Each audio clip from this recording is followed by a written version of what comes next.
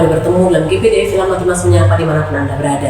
Firman Tuhan bagi kita pagi hari ini terdapat dalam Mazmur pasal yang ke-37 ayat 23 sampai dengan ayat ke-26. Saya akan bacakan kita semua begini bunyi firman Tuhan.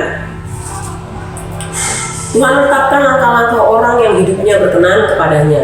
Apabila ia jatuh, tidaklah sampai tergeletak, sebab Tuhan menopang tangannya. Dahulu aku muda, sekarang telah menjadi tua, tetapi tidak pernah kulihat orang benar ditinggalkan, atau anak cucunya meminta-minta roti.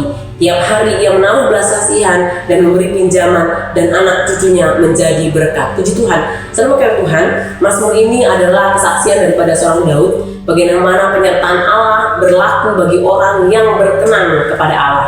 Saudara Tuhan, kita tahu melalui kisah Alkitab bagaimana perjalanan hidup seorang Daud, ya. Seorang Daud muda di tengah keluarganya ada dianggap seorang yang kurang tangkas atau kurang cakap, sehingga ayahnya tidak mempercayakan dia hal-hal yang besar karena dipandang tidak mampu.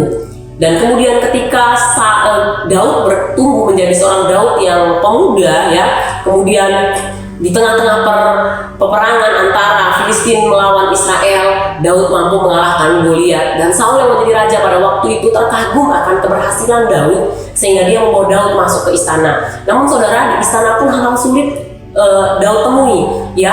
Dan mengapa? Karena kemudian keberhasilan demi keberhasilan yang Daud kerjakan dalam peperangan mengundang kecemburuan daripada seorang Saul, sehingga Saul mengharapkan kematian Daud melalui rencana-rencana jahat yang dirancang oleh Saul untuk mencelakakan Daud. Saudara Tuhan, tidak hanya berhenti sampai di situ. Ketika kita melihat Daud, ketika dia menjadi seorang raja di usianya, dia yang cukup dewasa atau tua, saudara Tuhan, dia mengalami pengkhianatan dari anaknya sendiri. Saudara, kalau kita melihat betapa kesulitan demi kesulitan yang dialami oleh Daud, namun dia mampu menyampaikan kesaksian bahwa penyertaan Allah itu ada atas kehidupan orang yang berkenan kepadanya, dan kita boleh melihat bagaimana keajaiban iman Daud menemukan kebaikan demi kebaikan yang Tuhan kerjakan dalam kesulitan yang Tuhan izinkan terjadi dalam kehidupannya. Ya, dalam ayat ke-23 dikatakan begini. Tuhan meletakkan langkah-langkah orang yang hidupnya berkenan kepadanya. Apabila ia jatuh, tidaklah sampai tergeletak. Saudara Tuhan, dalam artian Daud pernah mengalami kesulitan yang mungkin membuat dia jatuh, namun tidak sampai tergeletak. Mengapa?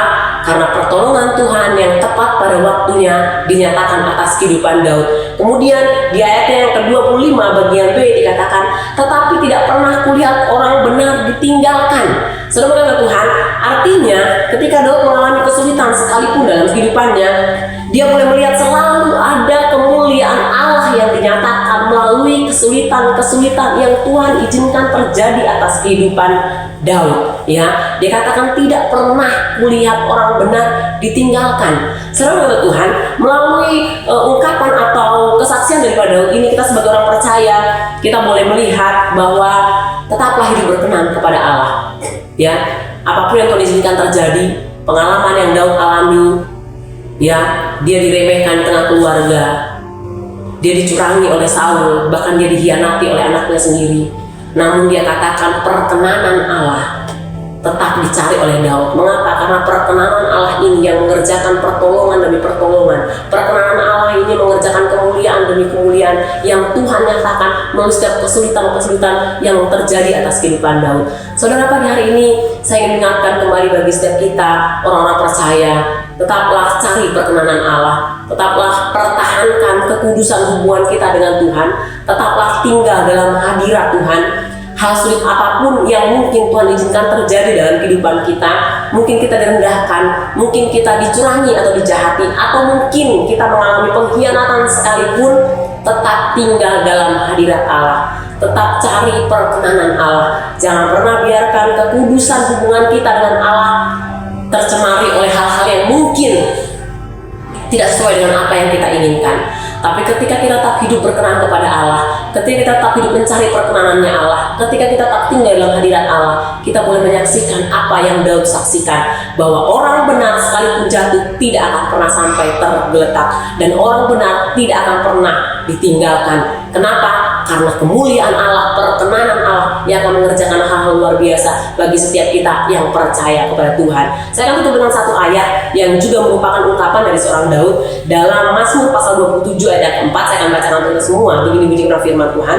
Satu hal telah kuminta kepada Tuhan, itulah yang kuingini, diam di rumah Tuhan seumur hidupku, menyaksikan kemurahan Tuhan dan menikmati bait-Nya. Biarlah ini boleh menjadi kerinduan kita pagi hari ini, bahwa kita menginginkan tak tinggal dalam hadirat Allah, kita merindukan tak tinggal dalam perkenanannya Allah, menikmati bait dan kemurahannya Allah seumur hidup kita, sehingga kesulitan apapun yang terjadi dalam kehidupan kita, yang mungkin Tuhan izinkan terjadi dalam kehidupan kita, tetap pilih setia dalam pengertian kita akan Tuhan. Puji Tuhan, biarlah ini memberkati setiap kehidupan kita. Mari kita bersatu dalam doa. Tuhan, kami bersyukur buat firman-Mu yang kembali mengajar kepada kami untuk tetap setia kepada Tuhan, mencari perkenanan-Mu, tinggal dalam hadirat Tuhan, mencari berkenan Allah dalam kehidupan kami, sehingga kesulitan apapun yang Tuhan izinkan terjadi dalam kehidupan kami, tetap kemurahan Allah yang menjadi bagian dalam setiap kehidupan kami.